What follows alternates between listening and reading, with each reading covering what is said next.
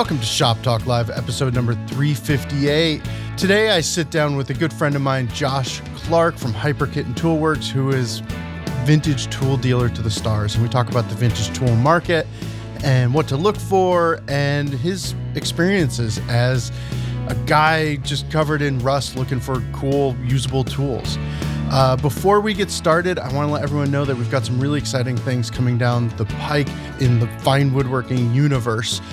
First and foremost, there's 2 trips coming out. Last year, we did a guided woodworking tour of England, and it was a really big success. And Mike and Phil had a blast with some, readers wandering around the English countryside and looking at cool furniture and going to woodworking museums. Well, the good news is we are duplicating that experience somewhat. It's going to be Mike Pekovich and the one and only king of arts and crafts himself, John Binzen, literally the dude who wrote the book along with Kevin Rodell on arts and crafts furniture.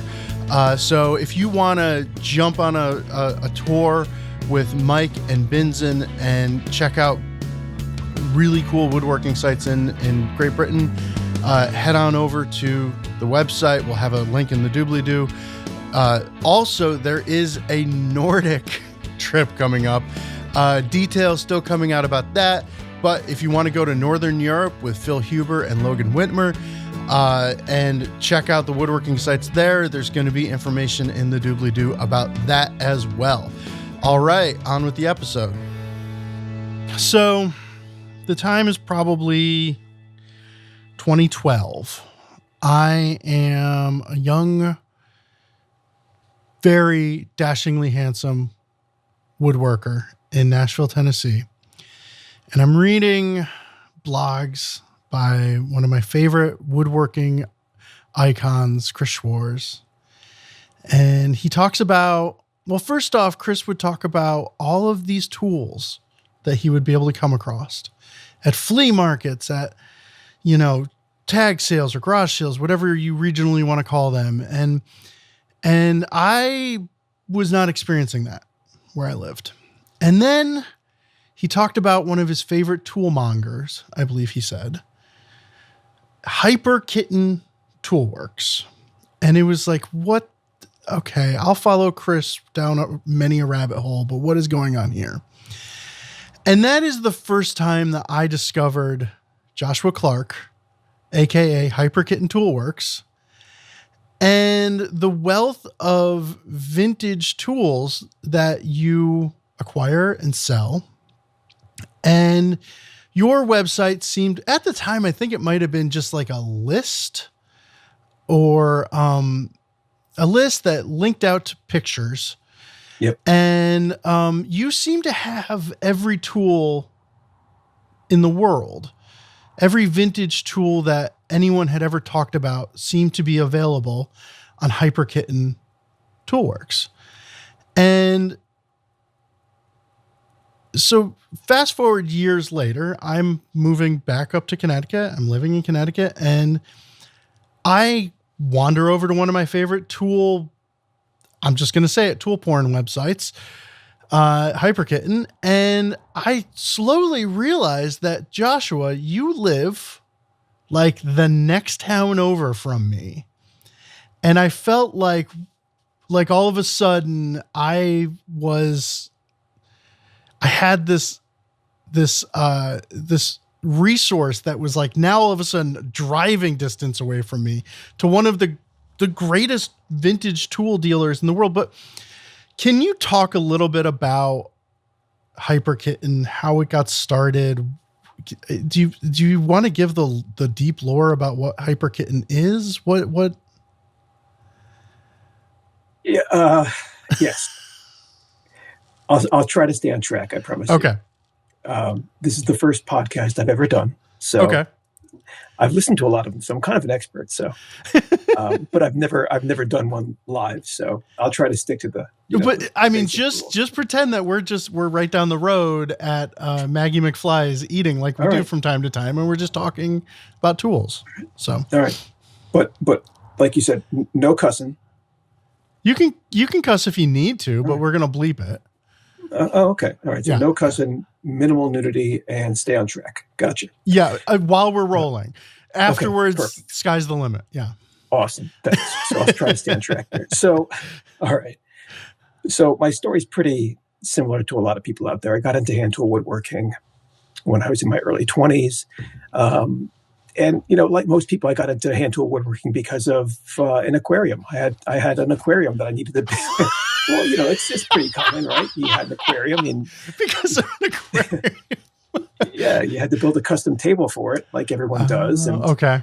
I couldn't find one, so I had to build one. And at the time, my wife and I were living in a little a condo, like a little, two-story condo, and I had no shop or garage or anything. So I wanted to build some furniture for us, and I got into hand tools, and because of the space constraints. So got into hand tools. Realized that there are a lot of vintage hand tools out there. Actually, I got. I'll show you exactly. No. Right, audio only podcast. Oh, it's audio only. Well, there is a video element, but I do try and keep it audio focused. So okay, yeah. So we'll edit that out. So I picked up this book from the bookstore called The Stanley Book of Woodworking Tools, Techniques, and Projects, and they produced this book for decades. Okay. It was like how to work with Stanley tools and wood. And it was selling Stanley tools and teaching how to use hand tools. So I got into that. I thought, wow, I can do a lot of things with just hand tools. So I found, I was online from an early era, and this was probably 1999.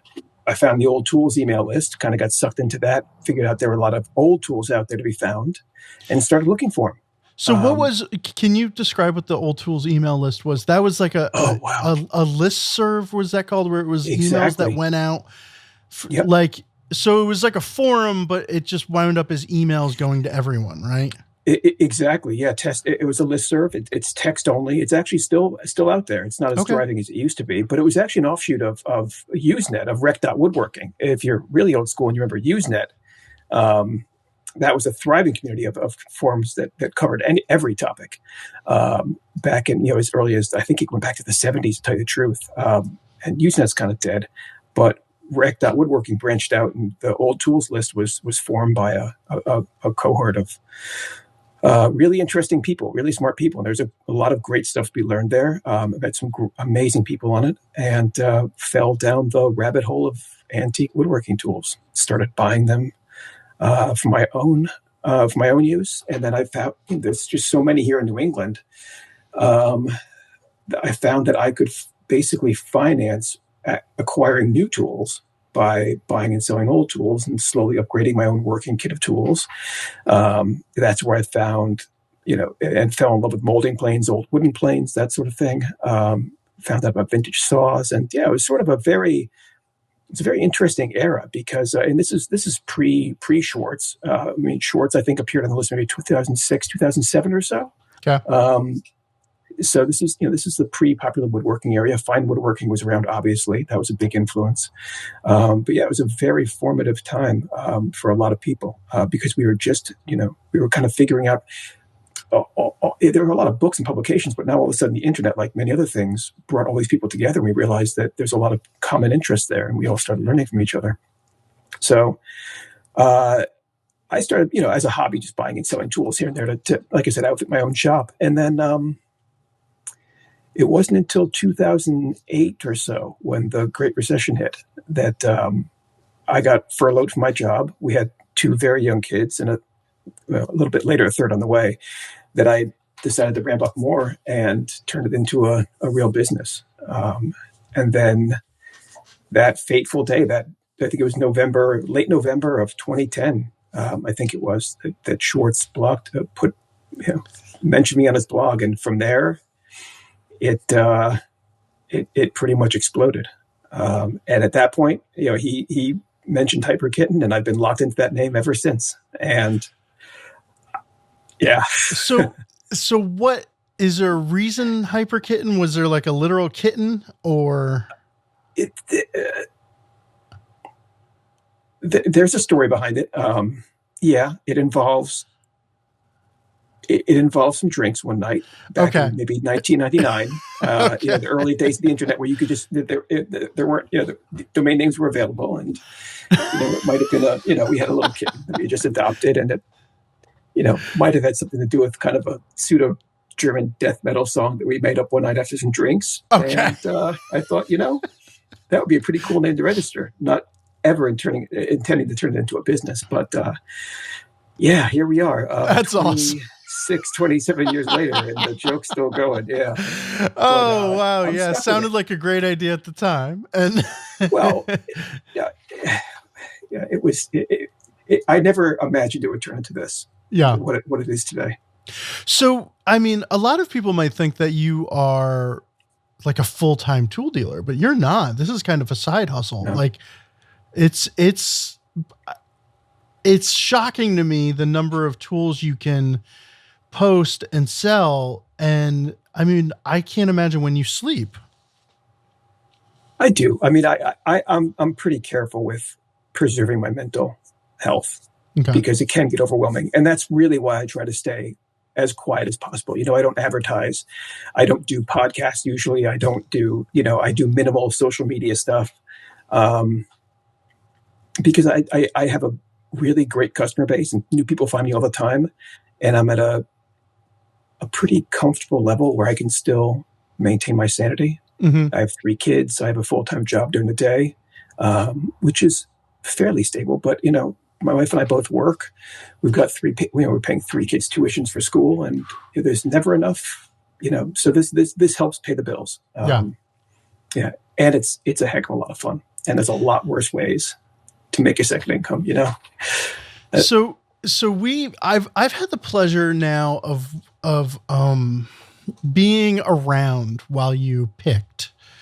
Is that what the cool people call it, or is that just what people from who watch American Pickers on I think that TV? has a pretty specific connotation, yeah. But okay, I call it picking, yeah, sure. Okay, well, while you found tools, there was one time that I was at a luthier's house that was the family was trying to sell some wood, and I came across too many tools, and I called you, and we were wandering around, and I thought that it was super cool to watch you work because you are wildly patient and respectful of your surroundings. And one thing that I took note of is that, I mean, there's obviously you're very used to being in a house filled with stuff that's also filled with memories and cherished possessions. And, whereas like me, I'm in there looking for tools and wood, and I'm kind of focused on that one little thing. And I kind of forget that, oh, there's a whole life that happened in here. There was a whole family that lived in here. And you walked in and kind of like presented what all of us should be striving towards in that situation. Because you were all of a sudden asking, is it okay if I look in this cabinet? Is it okay if I pick this up? Is it okay?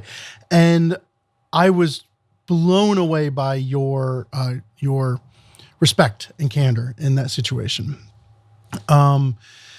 But is that normally what it's like for you? Are you being called into estates? Are you like, you don't go to the elephant's trunk, right, and look for tools like I do, right? That's a little. I used to. I love the elephant's trunk. It's a lot of fun. The elephant's trunk is a famous flea market in our area. For those who don't know. But I mean, I love flea markets. I think they're a lot of fun. You never know what you're going to find. Mm-hmm. But the competition there is just absolutely fierce in this area. And it's a tremendous amount of time spent for a relatively low return. But it is a lot of fun just going there and seeing what people dig up. But no, most of my work is done with either estates of people who have either passed away or are downsizing, moving. Probably maybe half of my work is done that way. And the other half is people who are either woodworkers or collectors looking to downsize or kind of refine their collection and just want to sell things all at once, Yeah. easily. Mm-hmm. Easily, yeah. And that particular story that you were relating, that was, if you remember, that was COVID times. And that was a really sad story where, the guy was healthy one day and in the hospital dying the next day. And the family had to get the house in the market soon and get all this stuff cleared out. Yeah. Wow. Yeah, it was really sad, but unfortunately, that's pretty common, Okay. It happens, that people, don't accumulate a lot of stuff and just don't have a plan for it. Mm-hmm. What happens, like I always tell people, if you get hit by a meteorite tomorrow, what's going to happen with your stuff? Is it going to be a burden to somebody? Are they going to know what it's worth? Or are they going to throw it in the dumpster? Are they going to have a yard sale?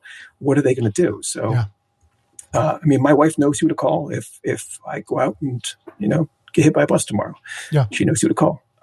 So yeah, I do that sort of thing a lot. It's never really fun. Sometimes it's, every situation is different. Most of the time, the family or the people I'm working with want it to be as easy as possible while maximizing their return. And Mm-hmm. that's great. Do as much as you can to clear out as much of the mess as possible, save what's usable and give as much money as possible. And in the end, I kind of, I have a conscience, and I the way I put it is I like paying good money for good tools. Yeah. It's a lot of fun, and when you can go and give somebody a pile of cash that they don't expect, and make a few percent here and there, that's fantastic. Well, and if I remember correctly, you even have like a spot on your website that kind of lays out your terms, right? Is that not? Yeah. Can you talk about that? I mean, obviously it's a conversation you've had a million times, so it's probably easier to just have it all down in writing, right? Yeah. In terms of buying and selling, it's pretty straightforward. I make it as easy as possible for people to both buy and sell from me. My website's a little bit different in terms of selling because you can't check out.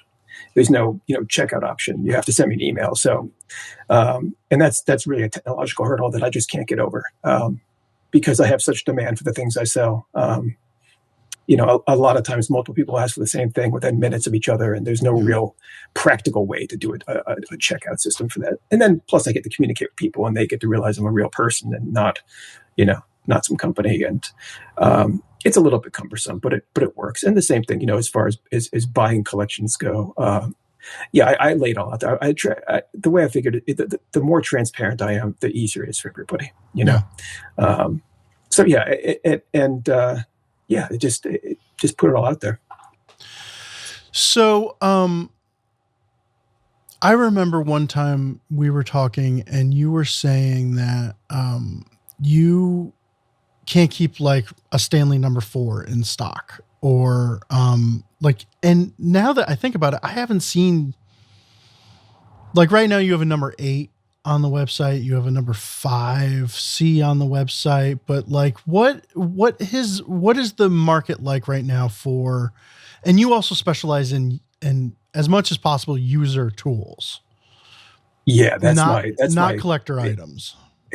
I love the rare and exciting and valuable collectible items, but there's a lot of other people out there who do that, and realistically, it's a relatively limited market. I love using tools. Yeah. I've used hand tools for 25 plus years. Like I know what a usable tool looks like, what a pretty tool that isn't usable looks like. So yeah, I focus almost entirely on the user market, which is a much, much broader audience. So, going back to what you're saying about Stanley planes, the 8 and the 5 are gone. They were sold this morning. They generally don't last more than, a day, maybe a couple hours on the list. Gosh. Well, the thing is, if you price it right, if you point, first of all, take pictures of everything so you can see what you're buying. The things that I try to photograph and describe the things that I look for in a plane, for example. I want to make sure there's no cracks. I want to make sure the blade doesn't have a terrible amount of pitting. I want to see how long the blade is. I want to see the back of the blade. How long is it going to take me to get this thing working? Mm-hmm. Am I going to have to spend an hour lapping the back? And no, if it's bad, I'll point it out. So, And the other thing is pricing it right. I know what the market price is for a lot of these tools. It's a little bit more expensive than it was, say, 5 years ago, but not terribly. And if you price it to sell, and it's a good tool, it'll sell. That's it's really easy to tell you the truth, So yeah, Stanley, I can't keep Stanley planes in stock long because there's always demand for them. Okay. I almost thought like you just weren't selling them anymore or something, or buying and selling them anymore, because there's very rare times that I go there and see hardly any metal body Stanley planes. So yeah, I was in the shop all day yesterday. I had a strange day off from all the other responsibilities, and I think I put about a dozen planes up on the list yesterday, and the 5 and the 8 were the last of the bunch, and they sold this morning. So yeah, they're just gone. Are you serious? A dozen go that fast? Yeah. Yeah. For the bread and butter planes, the 3, 4, 5, 7s. Yeah. Yeah. Wow. For usable planes. Yeah. Okay. So have you found that most of your customers are looking for, that particular, number 10 Stanley, blah, blah, blah, or are they just looking for, I need a number 4 or both? Yeah, exactly. Both. I worked with 2 people this afternoon or this weekend who wanted just, their first bench plane. So they got some advice. They did some research on the internet, and they decided to buy a pre-World War II number 5. Okay. Perfectly, millions of them out there. Perfectly, it's a great plane to start with, perfectly usable plane. And yeah, I gave them some options, and they picked one. But there's other people who want a specific type. A lot of people want Type 11s for whatever reason. They're great planes. It was a great era in Stanley's manufacturing history. They look great. They work. Assuming they haven't been used up or abused or just came out of the factory wrong, it should be a great plane. I personally don't think one type is better than the other, or one era is better than the other. I have a particular love for like World War II vintage planes, because I just think it's a really interesting time in history and Stanley's history, and but they're not as popular. So yeah, so to answer your question, it's a mix of both. Somebody just wants a plane to use, or they want a specific type or era or whatever. Some people like corrugated planes, some people don't. Some people don't care. So they want something that's going to fit into their collection nicely. Okay. So I'm happy to accommodate it if I can, but I can't always do it. What's I know that you have a particular love of handsaws. That's kind of your like, if you collected one thing, would it be handsaws? I only collect one thing, and it is handsaws by a very particular maker. Yeah. Yeah. And that's kind of out of necessity. If I had a wider scope of my collecting, and I had all these tools come in, I'd be neck deep in tools. It's just, it's too dangerous. Okay. So yeah, I've narrowed my collecting since the very beginning. I became interested in one handsaw maker, and did a lot of research, and published a lot of research on my website. And my collection may consist of 15, 18 saws. Okay, so that's a very reasonable personal collection. Yeah, and that's kind of influenced by somebody I met early on, a guy who had an amazing collection on the old tools list. And his advice to me was, if you're going to collect things, focus on quality, not quantity necessarily. Okay. So I have, I try to have one example of each model.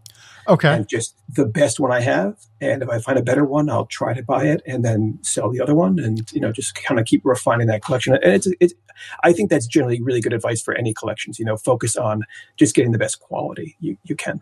Interesting. I really like that. I like that. So you're not going to have 4 of one particular saw. You're going to have the best one that you found throughout the years. Gotcha. That's a really healthy way of doing it, I think. I like that. Okay, so we are in Connecticut, as most people know, and everybody jokes because I am the guy who says, "Oh, I don't think that Delta band saws are worth more than $300." Even though they're one of my favorite tools in the world. And everybody's like, what are you talking about? It's like, I can jump on Marketplace and find 2 great models for $250 within 30 minutes of me. And, that isn't the reality for most people. Do you think that you would have wandered down this road had you lived in any other region? Probably not, to be honest. No. Yeah. Because there were so many manufacturers and so many people here, right? So what are, like, you want to talk about like the history of this area a little bit with tool manufacturing? Wow. Yeah, I mean, first of all, a lot of the manufacturers were here, dating back to the early to mid 19th century. This area was settled first. We had abundant, especially in our area, we had abundant river power. Abundant rivers, the water powered the factories, and the factories appeared along the rivers. And each area in New England is kind of interesting because they specialize in a different thing. Waterbury up the road from us is the Brass City. Seymour, which is right down the road from you and me, for whatever reason, became like the auger bit / edge tool capital of the state. We had huge manufacturers there for a number of years. And it was all due to the abundance of water power. Like a mile down the road from me is where the James Swan factory was. And you've heard of Swan? Oh yeah, of course. Of course, yeah. So Swan's factory was just right down the road. He built his house up right off of Route 67 there, across from Clarity's Plaza. His house is still there. He undertook a bunch of projects with the town. He funded the expansion of a church downtown. It still has his name on it. He built Swan Lake, and actually, he didn't build it. I just found that out. But Swan Lake in Oxford, where I live, it used to be the reserved water power when the river dried up for the summer. They let water out of the reservoir. Yeah, that was Swan Lake. It's called Swan Lake now. Before Swan owned the auger bit manufacturer, it was called the Auger Bit Reservoir. I just found that on an old map. So there's this rich history of tool making in this area. A lot of other places didn't really develop until the later 20th century. And we just had the population was concentrated here, so there were more people, more industries, more companies buying tools. So this stuff is just more abundant here naturally. Although these days, with it kind of being distributed all over the country, in 100 years, California is probably going to be the old tool capital of the world based on what I'm seeing. Yeah. Oh yeah. You probably do have like the heat map of the future in tool concentrations based on your mailing list. Wow. That's interesting. So I didn't know. So obviously New Britain, Connecticut was the home of Stanley tools. So in my head, a lot of manufacturing was being done there. I didn't know that Swan was right down the road from you. I didn't know that. So what other manufacturers other than Swan and Stanley obviously are local to Connecticut that you can think of? Oh God.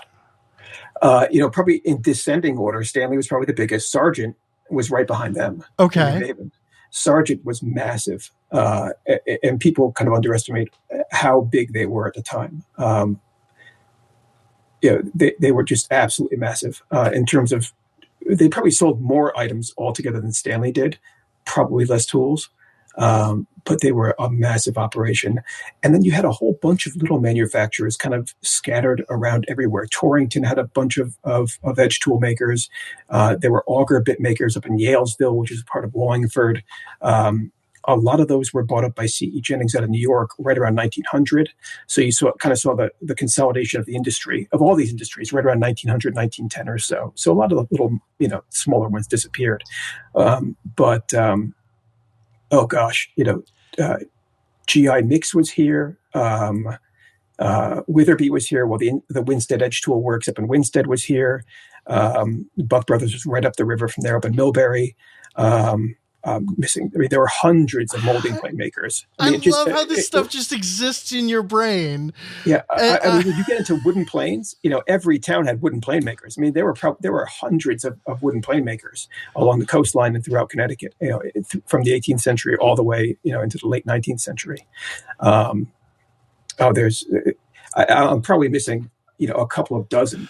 So there wouldn't, I would think that wooden plane makers would be more specific to the region where the beach or whatever and boxwood would have been available to them. But that's something that they would import in and then make the plane. Okay. Yeah, exactly. Yeah, it seems like every town had at least a couple of plane makers, to be honest. And this is pre-industrial revolution, right? Early to mid 19th century. Okay. Where you didn't have the distribution system, we didn't have the railroads, and then as all those things developed, the industrial revolution took hold. Everything started to consolidate, of course. Okay. And then really only the big makers were left. One of the biggest of which was Chapin up in Hartford. I mean, Herman Chapin apprenticed with and taught a lot of the earliest plane makers, and the Chapin Company and Chapin Stevens was a massive company in terms of plane making, and they were on the Connecticut River up in Hartford. Okay. Yeah. And this was wooden planes in the 19th century. Okay. Yeah, so, exactly. So, okay, this actually brings, this is going to, I'm looking right now who asked this. So on Discord, Spenny asked, I would love to hear more about how Josh came across this chest, and sent a link to your blog from, well, it's just recently been updated, but I think it was a while ago, the Slater tool chest. Can you talk about the Slater tool chest and how odd of a find it was for you?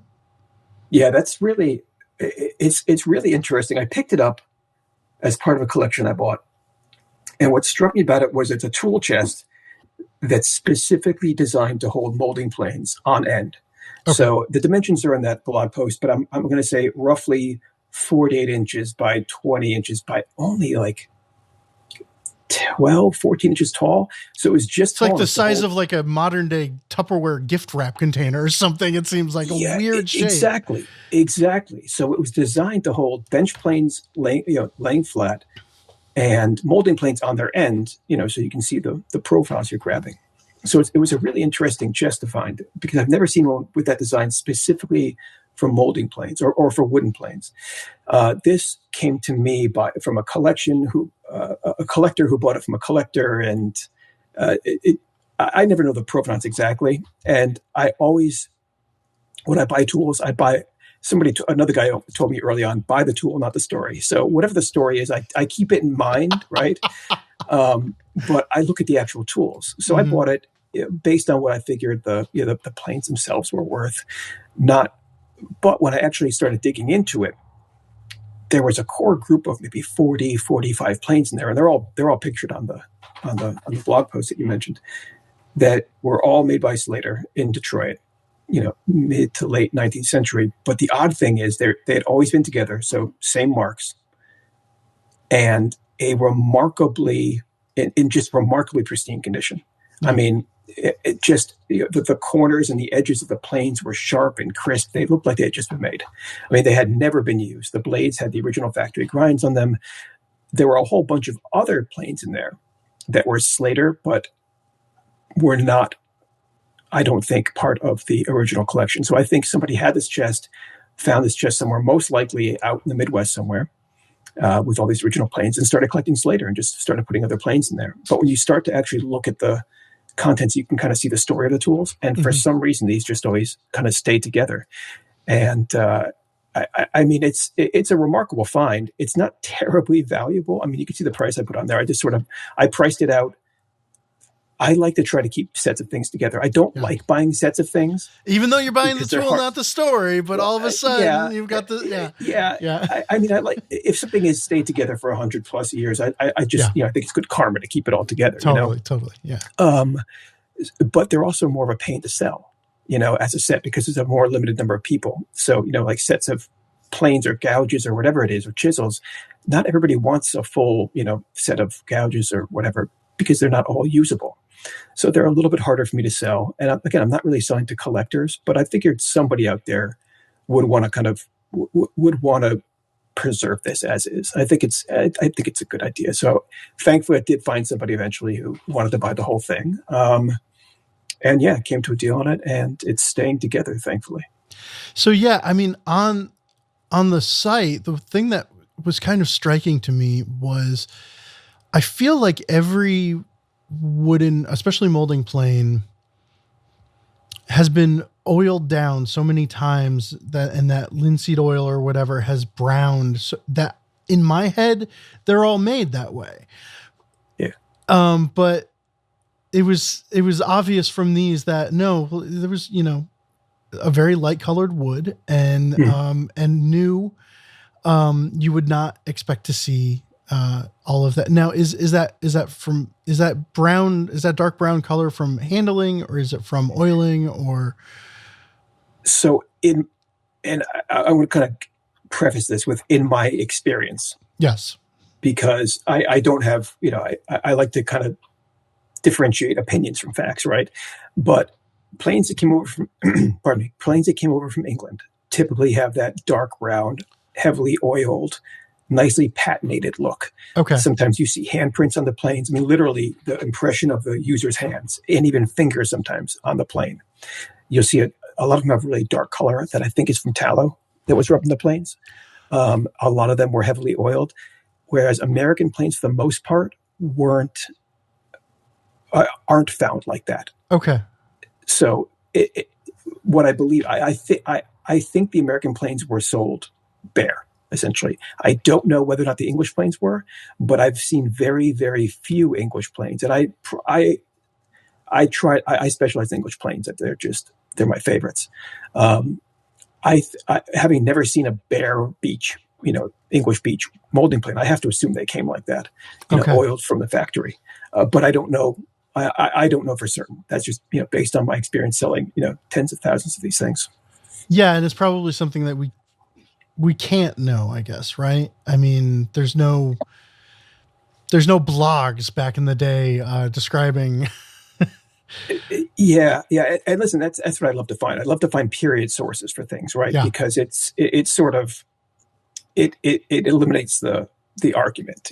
There's if we can find a period source that describes something correctly, or how it was, done back in the day, we know it's a fact. So, well, not long ago, Vic Teslin and I were chatting about router planes, and why was the blade always L-shaped and blah blah. And I was like, you know what? I know the guy who's gonna have some answers, and you whipped out a whole bunch of historical resources, a bunch of books that you also sell, woodworking books, like antique books. Yeah. So is that do you have a core set of books that you keep on hand for identifying things, or how do yeah, absolutely. Yeah. So I love period catalogs, whether they're reprints or originals or whatever. I have a pretty big library of period tool catalogs, because they're great references. So you had that question about router planes. Yeah. So we can take a look. We can look at, some of the American makers, see how they designed their router planes. The English makers were totally different than American makers, right? They had their own styles. It was for many tools, they were distinctly different. And then we had the European manufacturers who had their own style of making things. And there's reasons why this is. But yeah, being able to go back and reference a catalog from, the 1890s or whatever, and see how these things were being marketed or being sold or described, how designed, I think is a big help. So I have a decent library here of vintage and reprinted catalogs. And then, the best resource out there is probably the Internet Archive. Has an amazing collection of scanned period tool catalogs from all of, mostly American, but there are some English and very few European catalogs, unfortunately. But that's an amazing resource that anybody can access for free. Okay. So yeah, it's a wonderful resource. I'll have to get some links for you, or from you.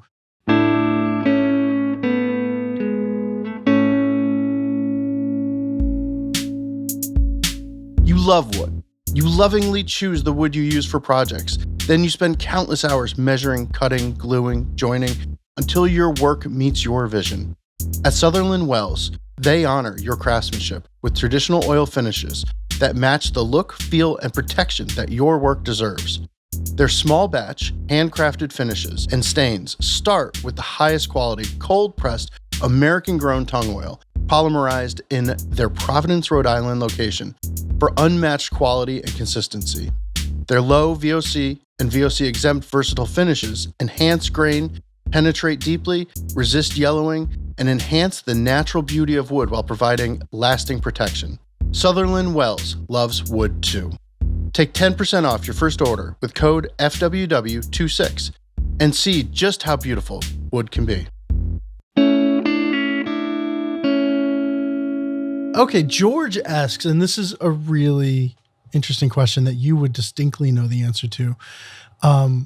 Couple of elements to this question. One kind of cracks me up, but you never know. How has the market changed in the last 20 years? Has demand gone up or down? And are we in danger of running out of vintage Stanleys? Okay, so it's a really interesting question, because when I first got involved in old tools, I think the first tool meet/auction I went to was in 1999, and it was a much different market back then, because it was almost solely focused on collectible tools. We also didn't know the relative rarity of things because it was pre-eBay. Okay. So whether it was comic books or baseball cards or tools, if your local dealer didn't have it, you didn't know how rare it was. Now all of a sudden eBay comes out and you see how relatively common these things are. That changed the market, and tastes kind of changed over time as well. We have fewer collectors, straight up collectors these days. Okay. So some of the things that were highly collectible and valuable back around the year 2000, I'm thinking big, wide cornice molding planes. Those were going for huge money back in the day, 20, 25 years ago. And nowadays, it's really hard to sell them because there's not many people who are going to use them, and there's not a lot of people collecting wooden planes. The market right now is being driven primarily, except for the high-end collectible stuff, which is always going to be popular.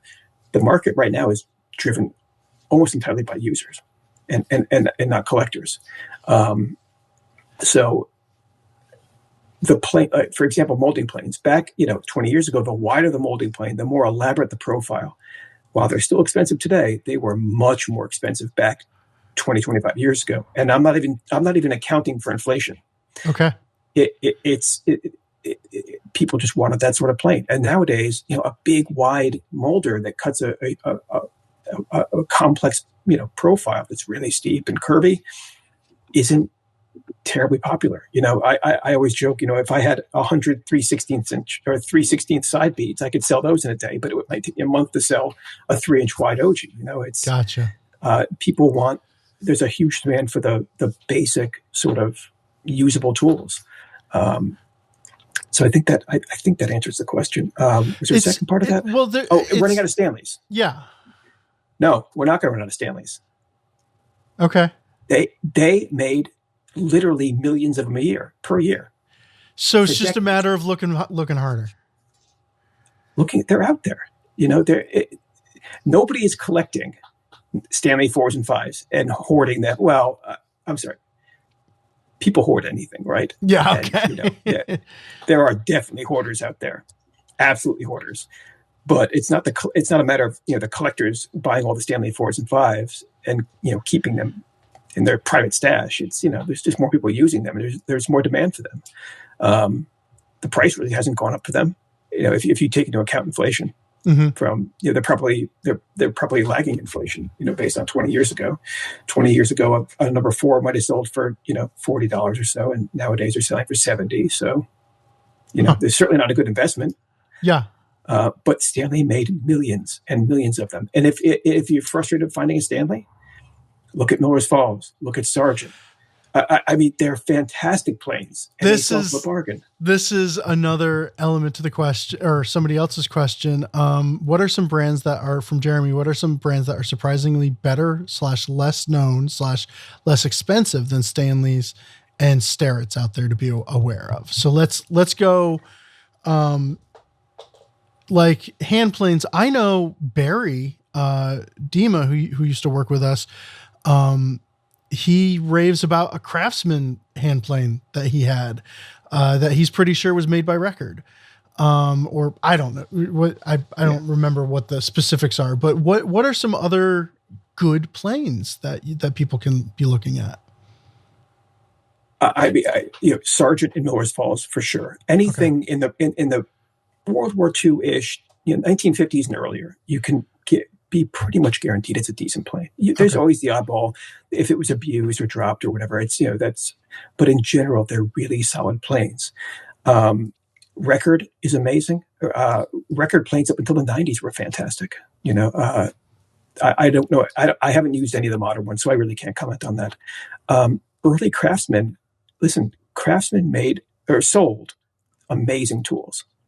They sold top quality machinist tools, carpentry tools. They sold just great tools.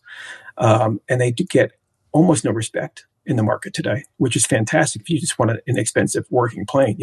Most of what Craftsman sold was either Sargent or Miller's Falls. Most their block planes were all Sargent. They're amazing planes. Another thing to look at, and a lot of people won't even consider them, are Stanley or any sort of wood bottom plane. A lot of people call them transitional planes, which isn't correct, but whatever. I'm not going to get into. You and I got into that once. I've heard this rant. Yeah. It's great. It's perfect. Yeah. But listen, wood bottom planes can be amazing. They're good. There wouldn't be so many of them out there if people didn't buy them and use them. It's harder to find them in good condition because the soles do wear down a little bit, but they work really well, and that's kind of one of those little hidden gems out there. I love them. I really do. And they sell for, a fraction of the price of a metallic plane. As far as Starrett goes, for machinist tools, Starrett was, many people consider Starrett the top maker machinist tools out there. Listen, I love Lufkin tools. Lufkin made utterly amazing stuff. Brown and Sharp, of course, made great stuff. And if you want to go a little bit later, Mitutoyo. There's a lot of vintage Mitutoyo out there, and that stuff is just top notch. It really is. So, do you pay the Starrett premium? I don't know. I mean, the one good thing about it is and I kind of keep this in mind when buying tools, is that you should probably think about the resale value. If you buy a Craftsman plane, it might be harder to sell it in the future if you decide to move on. Yeah. So that's always something to keep in mind. And the same with buying a non-premium or, number one brand. So, yeah, I mean, you can probably get a Craftsman smoother for $35-$40. No? Oh, have to be a really good one. Yeah. Okay. Yeah. Okay. So like a stellar Craftsman smoother is going to be $35 or $40, but you're going to have a harder time selling it as opposed to, Stanley Type 11 is going to probably hold its value as much. Okay. Yeah. It could. It could. To me, the value of any of these tools is in their suitability for use. Yeah. Yeah. These aren't rare or collectible.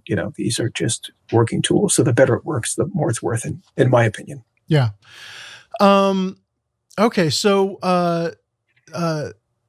this is reminding me, I keep meaning to send you a video of, I should have shown you the other day. We are the proud owners of a Brown & Sharp yarn measuring machine, which I didn't know they made that, but we found it and we bought it. So whatever. So Brown & Sharp, I have absolutely called you up and you've said, hey, I've got this, Brown & Sharp protractor. I was looking for a Starrett, and you're like, yeah, one of those is $60. I've got this one for 20. I was like, I'll take that one for 20. So there's definitely value to be had in Brown & Sharps and Lufkins. Yeah. I see a lot of Lufkins on your website. Is that is that a phase, or there was just that many out there? I did pick up a big collection of Lufkin stuff out of the Midwest a couple of years ago. That was, it's part of a phase, but part of it, honestly, I just look for it. Okay. A lot of times when you go to a tool meet or an auction or whatever, it's harder to buy Starrett and resell it because it just sells for a lot of money. Yeah. I sell, I kind of price it as a working tool. Mm-hmm. Starrett will sell for a little more, but if I find I'm perfectly happy to find a working Lufkin tool. Combination square dividers the precision is amazing. It really is. I don't know if I've ever taken the time to look at Lufkin tools on on the table at a tool swap or whatever. So I'll have to be a little bit more open-minded now, because Lufkin in my head is like something that it's I don't know if Lufkin's still going, but it feels like something you'd see in a hardware store that is going to be yes. Yeah. And that's a problem with a lot of the really common brand names. The brands that were household names back in the day continue to be made today. I'm thinking of Lufkin. I don't know much about Lufkin quality today, but that brand is definitely still out there. I'm thinking about like Buck Brothers. You can still go to Home Depot and buy a Buck Brothers plane or a chisel. It has nothing to do with Charles Buck or his brother up in Millbury. Has nothing to do with them. And I think people's idea of the quality of their vintage tools is based or biased based on what they see at the hardware store today, which has nothing to do with it. Buck Brothers was the premier American edge tool maker, in my opinion. They made just the best stuff in America during the 19th and early 20th centuries. They're fantastic tools, but for whatever reason, mostly somewhat because they're common, they just don't. They don't sell for what I think they're worth based on the quality. Huh. Okay. Interesting. Yeah. I mean, I remember talking to Al Breed, and he was raving about some Buck Brothers gouges or no, I think it was actually some paring chisels that he has that he just covets. And it was the first time that Buck Brothers was known to me outside of plastic handled, discount chisels. So, I guess don't, try and leave your biases behind when looking at vintage tools. So George also asked, I missed this, pre-World War II seems to have been the golden age for hand tools, and there was a shift to machines afterwards. Are there any hidden gem tools from the 50s, 60s, and 70s? I got to go back and say again, just Craftsman. Craftsman is kind of my hidden gem tool, to be honest with you. And I know it's not as much of a secret because I think Schwartz blogged about their combination squares a couple months ago. Okay. And that sort of set the demand and it made more people aware of them. But I tell you, it is amazing to me. It constantly amazes me, just the quality of the tools they sold. Again, they didn't make these tools. They bought them from one of the big tool makers, whoever it was. But I just can't imagine going into a Sears back in the day and being able to buy these off the shelf. It would have been amazing. But as far as the 50s go, that's when we start to see we see a lot more power tools in the home shop, right? So you see a vast reduction in the scope of the product line that Stanley sold, that Diston sold as far as saws go. You saw a lot of the companies were out of business at that point, and then we start seeing the quality reduced, and it gets kind of sad after that point.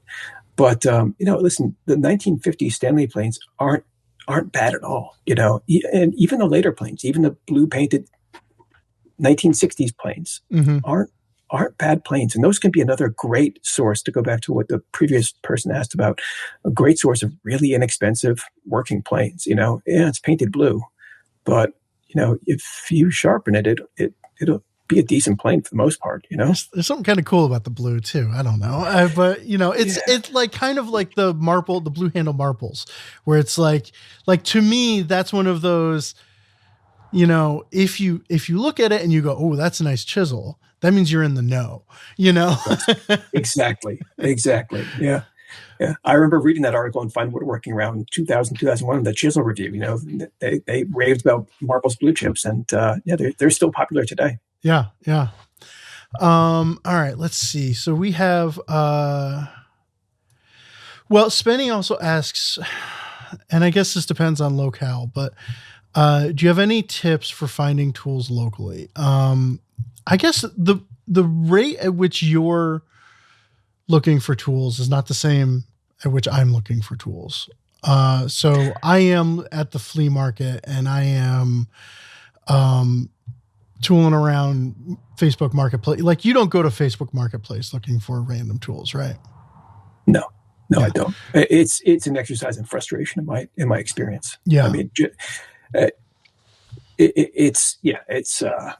listen, it's tough. It's tough to find decent stuff. You're going to spend a lot of time. I guess that's my one tip is don't give up. I used to go to a lot of estate sales, a lot of tag sales. I found some amazing stuff, but in terms of if I looked at value per hour I spent, it's very, very low. So don't get disappointed. Don't give up. And it is discouraging because there's a lot of people. There's very few secrets out there, right? So there's a lot of people looking for this stuff. Local auctions can be a really good source of tools. I think there's an estate sale finder. I forgot the name of it offhand. Maybe estatesales.net or something like that, where you can find these things. But realistically, a lot of these post-COVID, a lot of these estate sale companies, rather than having one big sale, now have it up on one of the online auction sites. Yep. So now you're competing with people all over the place. But even looking at those online auction sites, you can find some really good deals right from without spending the time driving and waiting in line and fighting other people to get into a basement. So I've done that. There were a couple of really amazing online auctions over the last couple of years that were essentially estate sales run by an auction company, and I got some really good stuff there. So one time, a friend of ours and friend of the show, Mike Michelli, posted a photo of you. Which, by the way, I gotta give you a heads up. He's coming to town, so we'll have to fantastic. Go eat some Italian with him, if you're game for such things. One time he posted a photo of you surrounded by a pile of tools at a tool auction. Is that, in my head, tool auctions would have been kind of strictly collectors, like, rare folding rules and things like that, or whatever. Is that is something that you do often? Are you going to tool auctions or? I do, back, I think I know the picture you're talking about. And those were, the whole tool auction scene has changed quite a bit since COVID. A lot of it's moved to online only. There's a lot fewer in-person auctions, which is kind of a shame because, you love to get together with the same people you've been seeing for years and years and just kind of hang out and talk tools. Like, I think at that particular sale, I got to hang out with Mike and a couple of other guys from he's got this group of restoration guys, and they all have different experiences. We just got together, talked this tool auction, and I just sat there and listened and learned so much from him. It was amazing. Yeah. So to answer to get back on track, yes, I do still go to the tool auctions that are local. There's a couple of great events. There's a big one up in Brookline, New Hampshire, twice a year. The Patina event down in Maryland's the next one coming up. That's in March. I generally stay in the New England to Mid-Atlantic area just because of, I work and I have the kids and all that. But they're all over the place. If you look at the Midwest Tool Collectors website, they have a list of all the events all over the place. I was going to say, was it you that started publishing tool meetups, or was it James Wright? James Wright. Well, James Wright, I think, is now on the board of the Midwest, the MWCCA. And he's done a great job of kind of getting the word out there because, in general, these tool organizations are run by older people who aren't as internet or social media savvy. And you could see it kind of reflected in their membership. It's gone down quite a bit. But James has done a great job of publicizing a lot of these events, and also kind of reducing the barrier to entry to them too. Yeah, like, you can go to these events and just hang out and there's nothing tool people love to do more than talk about tools. So you can go there and learn a lot. It might not all be correct, but you can go there and just kind of sort of hang out and have a good time, and pick up some decent tools for a good price. The majority of the people are there to sell things. Yeah. And auctions are fun too. Auctions are easy. It would be fun to join along sometime and bring a camera and watch you at a tool auction or something like that. It's a lot of sitting still for a long time. Okay. And then occasionally raising your hand. Let's see. Chuck asks, how do wooden planes survive being used for decades and remain usable in usable and resellable shape? I guess it's is it the age old, the good ones remain usable and the bad ones turned into firewood? That's probably part of it. Okay. Also, the converse might be true as well. The bad ones weren't used and are still in mint condition today. Oh, you just flipped that on its head. Wow. Okay. But so my rule of thumb is always be suspicious of something that survived 100 years in mint condition. There might be a reason for it. Oh, dang. Yeah. Okay. So, I mean, my preference is to find a plane that's in great shape, that has been used. Somebody used it carefully and it doesn't have much wear. But to answer the actual question, I mean, wooden planes especially are somewhat consumable. They have a finite working life, especially something like a molding plane where, it's a single iron plane. You need to have a tight mouth to not get tear out on tricky wood. They do get used up over time, but the good thing is there's so many of them out there. We can still find decent, usable examples. Primarily, the English and British makers just made them better and made them from better stuff, so they generally survived better than their American counterparts. You see less warping, you see, just better construction overall. So if I had a piece of advice, I would probably look for British planes, although there are some really good American planes out there. But, the answer is not all of them survive well. And when I get hundreds in at a time, like you and I were looking at a collection last week, and there was a couple of hundred there probably, and I bet maybe a quarter of them, based on my experience, maybe a quarter of them are still usable today. Maybe in that place, quarter. I bet you that's generous, but yeah. But in general, maybe a quarter to a third of the planes I find are usable still. Maybe a quarter are just pure firewood, and maybe the rest of them are just sort of collectible. What makes a wooden hand plane other than the mouth being worn down? Like the body warping would be something, right? Mismatched iron, does that happen? Yeah. Oh, absolutely. Yeah. Okay. Mismatched wedge, mismatched iron, and just damage from use. A misplaced mallet strike to get a wedge out. You can break a plane pretty easily. And the biggest problem I see is worms. Just woodworm. Yeah. Just they'll absolutely ruin a plane. I won't deal with planes at all that have wood damage. Yeah, because you don't need that around your other planes too, I'm sure. They spread. Yeah. They love to spread. Yeah. Yeah. Yeah, there's definitely a lot of woodworm in that place that we were at last week. So yeah.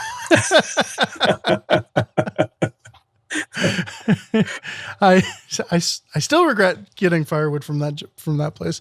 Yeah. So all right. So is there anything that you see starting to trend that you weren't expecting?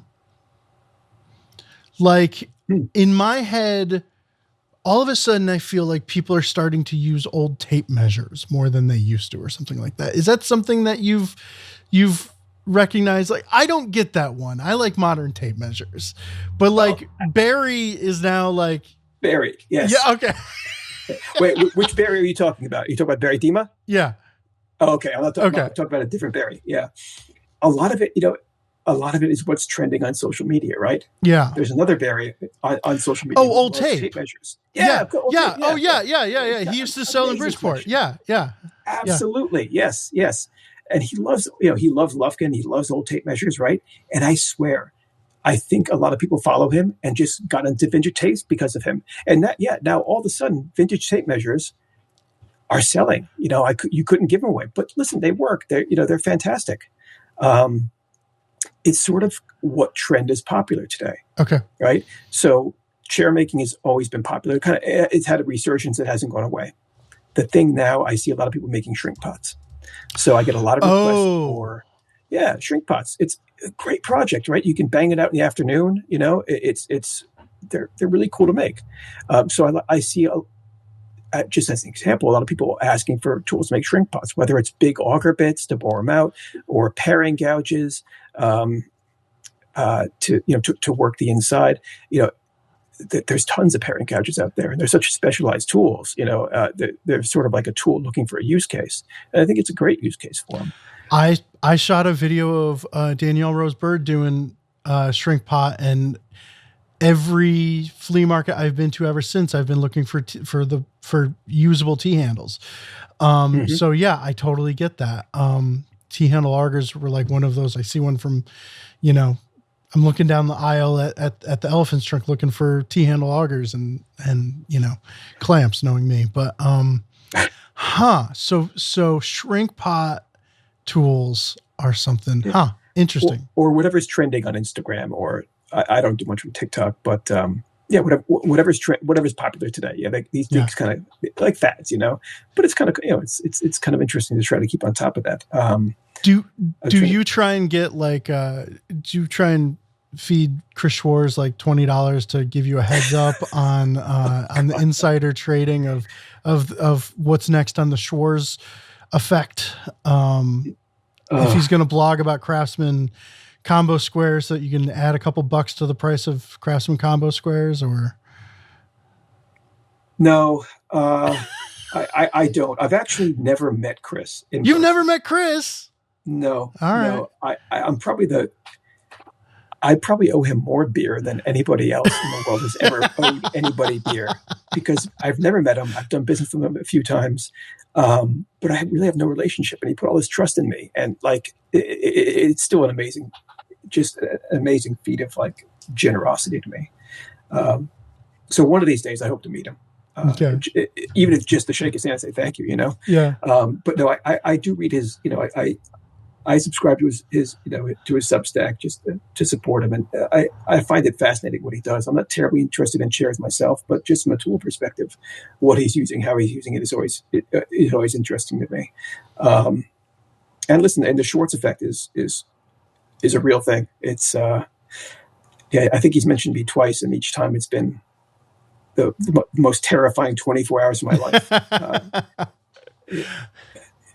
It was like a tsunami of email that just, I think the last time he crashed my website within 20 minutes.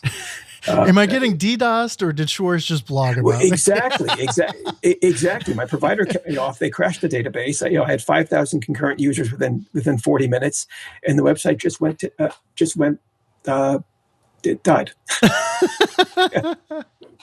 Well, hopefully this doesn't crash your website, but I do know that you are for obvious reasons. Whenever I'm sitting there being like, maybe I need a whatever, I check Hyperkitten first. Probably because I could just meet you in a parking lot somewhere and pick it up. I'll tell my wife, yes. I'm going to meet Josh. Is that your tool dealer?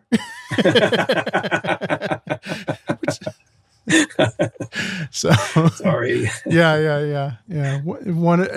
I think of you every time I'm outside the music store waiting for my kid, because we used to meet there and hand off the literally files, not computer files, but files, Nicholson files that I was buying from you.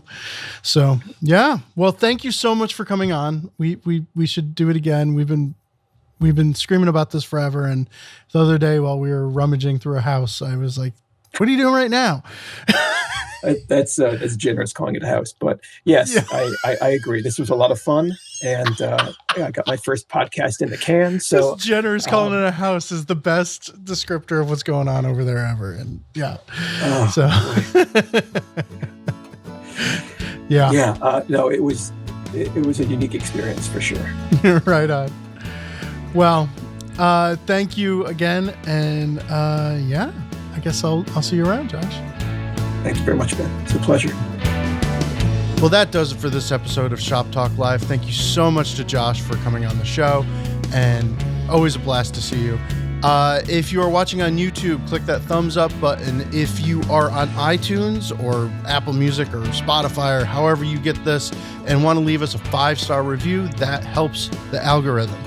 And please send in those questions to shoptalk@finewoodworking.com. And don't forget to join us on our Discord server. So we'll see you in 2 weeks with another episode. Thanks for listening.